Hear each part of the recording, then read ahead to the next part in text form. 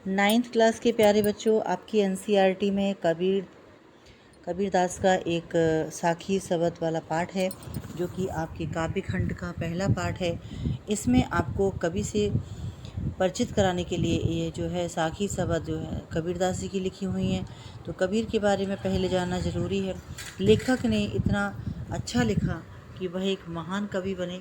तो यहाँ पर हम कवि के बारे में जानते हैं कि कबीर के जन्म और मृत्यु के बारे में अनेक किंवदंतियाँ प्रचलित हैं। कहा जाता है कि सन 1398 यानी कि 1398 में काशी में उनका जन्म हुआ और 1518 यानी कि 1518 में आसपास उनका मगहर में देहांत हो गया। कबीर ने विधिवत शिक्षा नहीं पाई। इसके संबंध में वो हमेशा दो पंक्तियाँ कहते हैं कि मसी कागज छुओ नहीं, कलम गहो नहीं हाथ, यानी कि उन्होंने कभी कलम को हाथ भी नहीं लगाया। और लेकिन उन्हें सत्संग, पर्यटन यानी कि घूमने से, अनुभव से उन्होंने जो है ज्ञान प्राप्त किया, लोगों का सत्संग लिया। कहते हैं सठ सुधरे सत्संगति पाई। मूर्ख से मूर्ख व्यक्ति भी अगर अच्छी संगति मिल जाए तो एक महान व्यक्ति बन जाता है। और हमारे कबीरदास जी तो स्वयं में महान हैं। यहाँ पर भक्तिकालीन वह कैसे कवि थे? भक्तिकालीन निर्गुण संत परंपरा के प्रमुख कबीर की रचनाएं मुख्यतः कबीर संग जो है ग्रंथावली में संग्रहित हैं, लेकिन इनकी साखी, शबद, रमैनी इन तीनों रचनाओं का संग्रह बीजक के रूप में प्रमाणित है। कुछ रचनाएं इनकी गुरु ग्रंथ साहिब में संकलित हैं। कबीर जी अत्यंत उदार और निर्भय थे। उन्हें किसी का भय नहीं था। वो किसी धर्म में, राम रहीम में, एकता में विश्वास रखते थे। उनके भेदभाव में नहीं रखते थे। कबीर ने ईश्वर के नाम पर चलने वाले तरह तरह के पाखंड, भेदभाव और कर्मकांड का खंडन किया। उन्होंने अपने काव्य में धार्मिक और सामाजिक भेदभाव से मुक्त मनुष्य की कल्पना की, यानी कि उन्होंने मानवता को सबसे बड़ा धर्म माना। और इसी के संदर्भ में ये सारा काव्य खंड है। आगे इस काव्य की हम साखियाँ पढ़ते हैं, जो कि हमारे परीक्षा में इन्हीं से जो है प्रश्न बनते हैं। हम जो काव्य खंड पढ़ेंगे उसी काव्य खंड से छोटे छोटे प्रश्न उभर कर आएंगे। पहला पद है, जो आपकी साखी है वो है, मान सरोवर सुभर जल, हंसा केली करा है, मुक्ता फल मुक्ता चुके, अब ओढ़ अनंत न जाए। यहाँ पर कबीरदास जी कहते हैं इन साखियों के माध्यम से कि जो मानस सरोवर एक स्थान है, वहाँ पर हंस क्रीड़ा करता है जल में, अच्छे भरे हुए जल में क्रीड़ा करता है और वहाँ से मोती चुगता है। जब वहाँ उसको मोती मिल जाते हैं तो वह उड़कर अनंत यानी कि कहीं दूसरी जगह जाना नहीं चाहता। इसी प्रकार से अगर हमारी यह देह है, हमारा भी यह शरीर है, ये भी सरोवर की तरह है। अगर इस सरोवर में मन रूपी हंस क्या करने लगे, ईश्वर रूपी नाम का, ईश्वर के जो है स्मरण का मोती चुगने लगे और उसको वह मोती वहाँ मिलने लगे, यानी कि ईश्वर का उसे सच्चा ज्ञान हो जाए, तो वह उस संसार में जो है भ्रमित होना नहीं चाहता, जिस संसार में बहुत सारे कष्ट हैं, परेशानियां हैं। तो कहते हैं अब ओढ़ अनंत न जाए।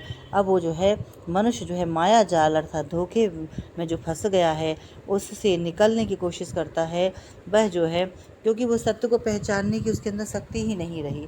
अगर एक बार उसको वह ईश्वर का आध्यात्मिक ज्ञान हो जाता है तो फिर वह कहीं और जाना नहीं चाहता, वह संसार की जो है चीज़ों में भटकना नहीं चाहता। कुछ लोग कहते हैं मंदिर में भगवान है, कुछ लोग कहते हैं मस्जिद में भगवान है, लेकिन सच्चा ईश्वर हमारे अंदर ही विराजमान है, हमारे अंदर ही रहता है।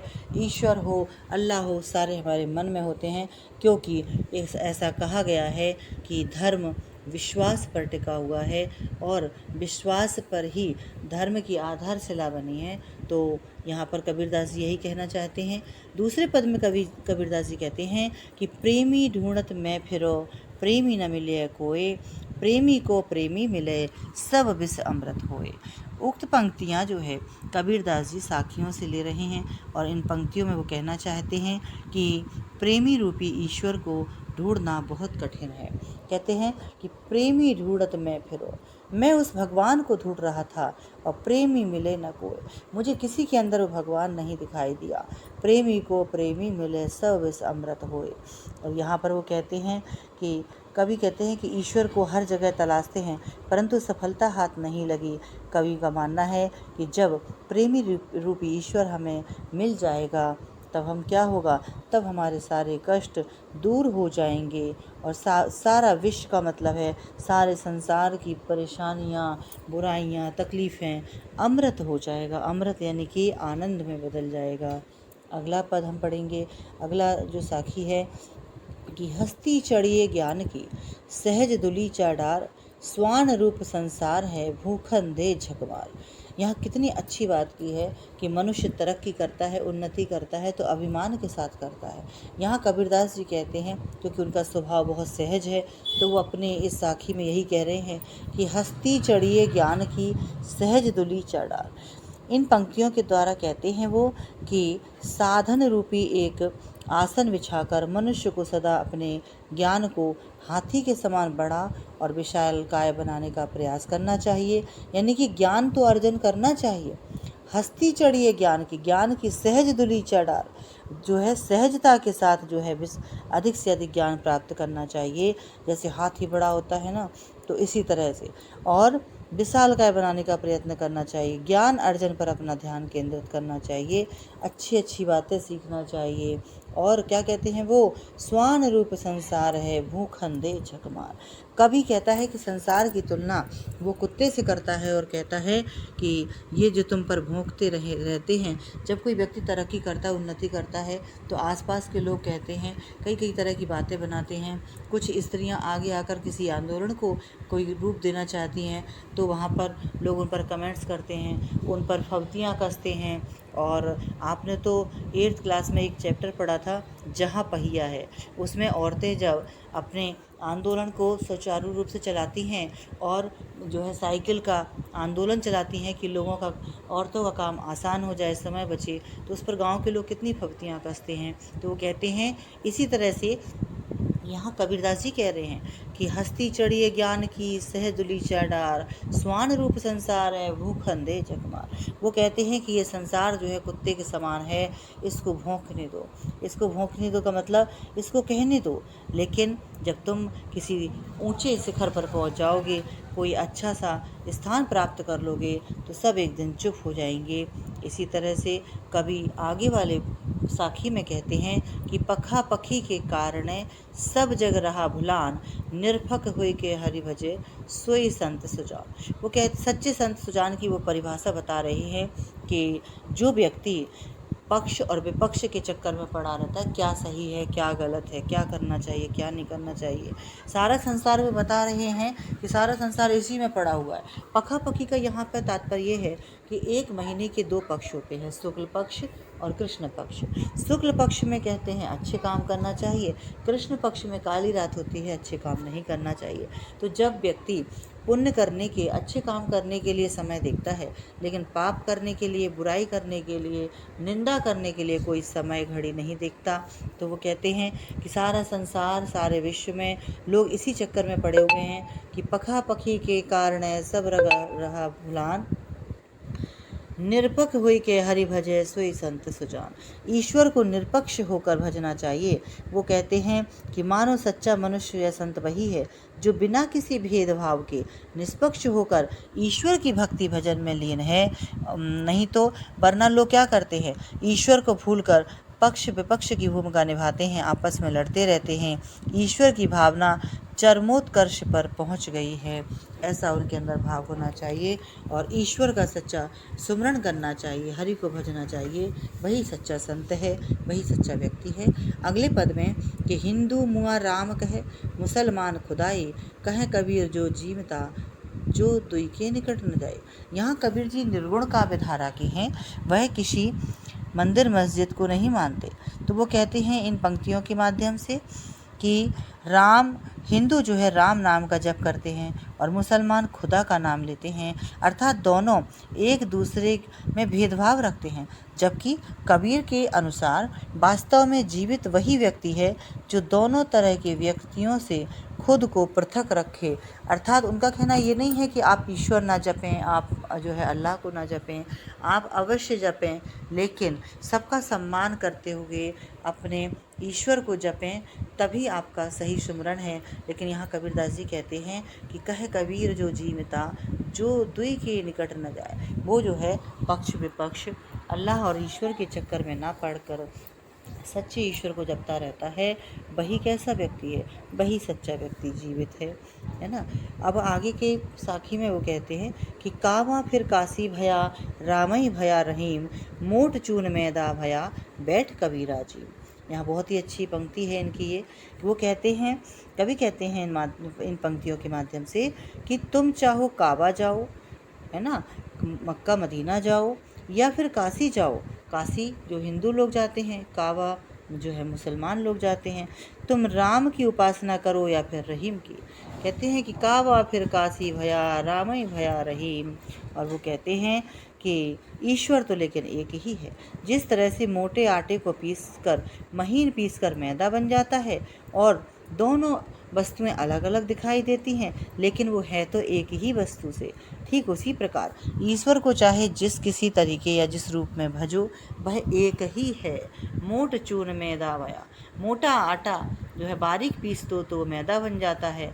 बैठ कबीरा जी, कबीरदास जी कहते हैं कि बस ईश्वर के पास बैठ जाओ, वह भेद मत करो, और जो है अगर सच्चा सुमरण करो तो कहते हैं कि वही जो है हमें ईश्वर प्राप्त हो जाता है। अगली पंक्तियां हैं कि ऊंचे कुल का जन्मिया, जे करनी ऊंच न होए, सुवर्ण कलश सुरा भरा, साधु निंदा सोए। कितनी अच्छे शब्दों में इन्होंने व्याख्या की है कि मनुष्य कहता है, अभिमान होता है उसको कि मैं तो ऊंचे कुल का हूँ, मैं ऊंची जाति का हूँ, इस तरह का उसके अंदर घमंड आ जाता है। वो कहते हैं कि अगर ऊंचे कुल में जन्म लिया, लेकिन जे करनी ऊंचे ना होए, आपके कर्म नीचे हैं, कर्म ऊंचे नहीं हैं, तो इससे क्या फ़ायदा। अगर आपने ऊंचे परिवार में, अच्छे ऊंचे कुल में जन्म लिया, ऊंची जाति में जन्म लिया है, तो आप काम ऐसे करिए दूसरों के परोपकार के, तब आपका जीवन सफल है। कहते हैं कि सुबरन कलश सुरा भरा, साधु निंदा सो।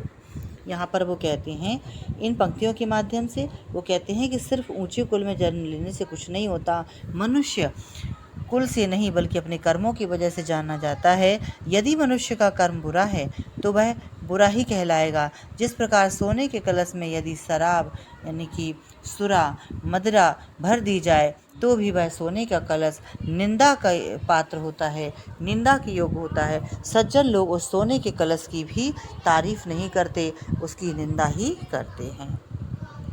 अब आपके आगे शब्द हैं, इन शब्द के पदों को हम पढ़ेंगे।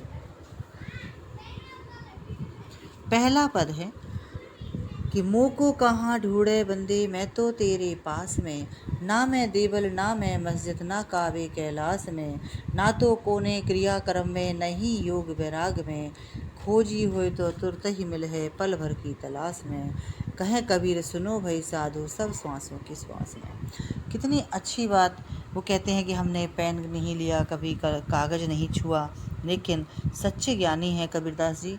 कबीरदास जी कहते हैं इन पंक्तियों के माध्यम से कि हम ईश्वर की तलाश में भटकते रहते हैं। मुँह और ईश्वर यहाँ पर कहते, कभी मुँह को कहाँ ढूंढे बंदे, यहाँ पर ऐसा लग रहा है कि ईश्वर ही संबोधित कर रहा है कि मुँह को कहाँ ढूंढे बंदे। हे बंदे, जो ईश्वर को ढूंढता है वो ईश्वर का बंदा है। कहते हैं कि मुँह को कहाँ ढूंढे बंदे, मैं तो तेरे पास में। और ये सच्चाई है, ईश्वर तो हमारे ही अंदर है, हम उसको कहाँ ढूंढते रहते हैं। वो कहते हैं कि ना तो मैं देवल में हूँ, ना मैं देवालय यानी कि मंदिर में हूँ, ना मस्जिद, ना मैं काबा में हूँ, ना मैं कैलाश में हूँ, ना ही मैं कोई क्रियाक्रम में हूँ।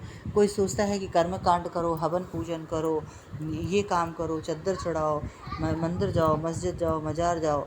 ऐसे वो कहते हैं कि किसी क्रियाक्रम में ईश्वर नहीं है। ना ही योग वैराग्य में, लोग ध्वनि रमाते हैं, बहुत योग साधना करते हैं। वो यहाँ कबीरदास जी कहते हैं कि ईश्वर कहता है कि ना ही योग वैराग्य में, मैं कोई योग और वैराग्य में नहीं हूँ। खोजी हुए तो तुरत ही मिल है पल भर की तलाश में। अगर सच्चा ईश्वर को ढूंढने वाला कोई बंदा होगा तो मैं पल भर की तलाश में ही उसको मिल जाऊंगा। कहें कबीर सुनो वही साधु, सब श्वासों की श्वास में। कबीरदास जी कहते हैं कि हे सच्चा साधु, हे सच्चा जो ईश्वर को ढूंढने वाला इंसान है, वह ध्यान से सुनो, सबकी श्वासों की श्वास में ही मैं रहता हूँ। और यहाँ पर जो है बहुत ही अच्छी पंक्तियों में वो कहते हैं कि अगर व्यक्ति के अंदर आस्था है तो वह ईश्वर को पल भर में पा लेता है, क्योंकि ईश्वर कण कण में व्याप्त है। अब एक और आगे का आपका पद है कि संतो आई संतो भाई आई ज्ञान की आंधी रे, भ्रम की टाटी सवै उड़ानी, माया रहे न बांधी। हित्ती चित्त की द्वैथूनी गिरानी, मोह बलिंडा टूटा। तृष्णा छान पर घर ऊपर, कुबुद्धि का भांडा फूटा। जोग जुगत कर संत बांधी, निर्चू चुबे न पाणी। कूड़ कपट काया का निक्षा, हर की गति जब जानी। आंधी पीछे जो जल बूठा, प्रेम हरि सब भीनी। कहें कबीर भान के प्रकटे, उदित भया तम खीना।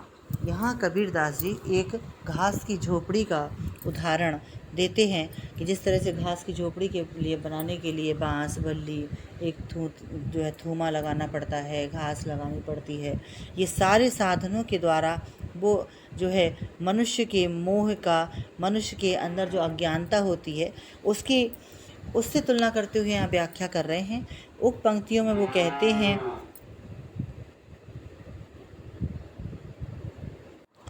उक्त पंक्तियों में बार बार यही कह रहे हैं कि संतो भाई आई ज्ञान की आंधी रे। वो कहते हैं हे संतो, ये जब ज्ञान रूपी आंधी आ जाती है तो कहते हैं, सभी बच्चे यहाँ देखेंगे कि संतो भाई आई ज्ञान की आंधी रे, भ्रम की टाटी सबे उड़ानी, माया रहे न बांधी। इन पंक्तियों के माध्यम से कवि यहाँ कहना चाहता है कि ज्ञान बिल्कुल आंधी की तरह है।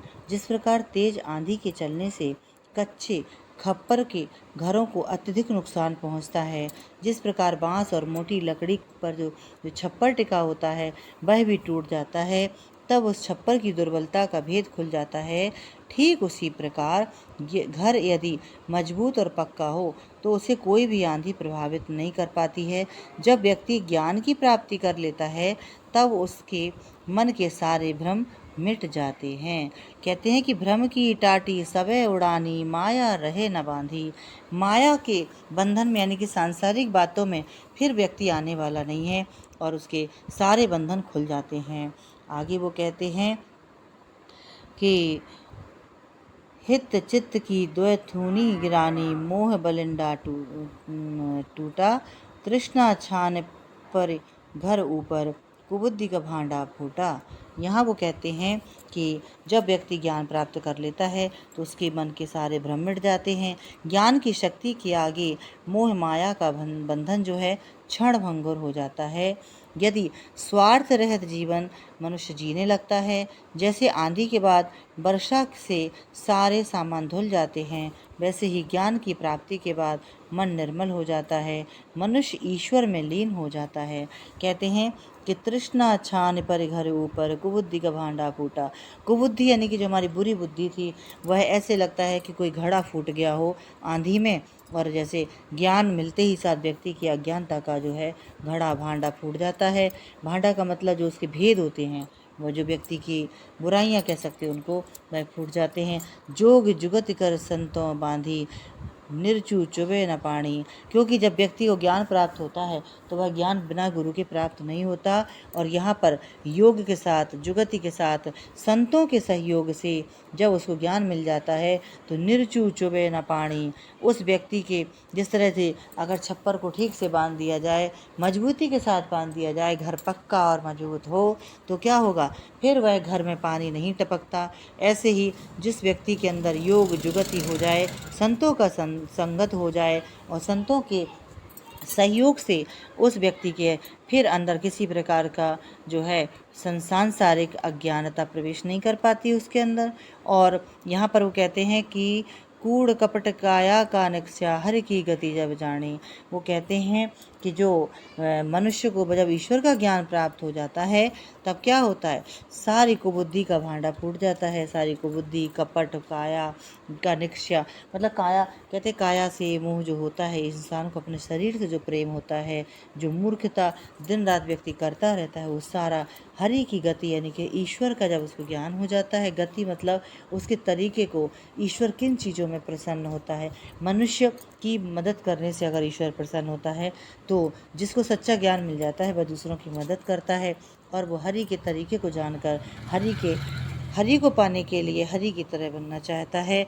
आंधी पीछे जो बल जल बूठा, यानी कि जब बहुत तेज़ आंधी आती है और उसके बाद जो बादलों को उड़ा के लाती है, उससे जब बारिश होती है तो प्रेम हरि जन भीनी।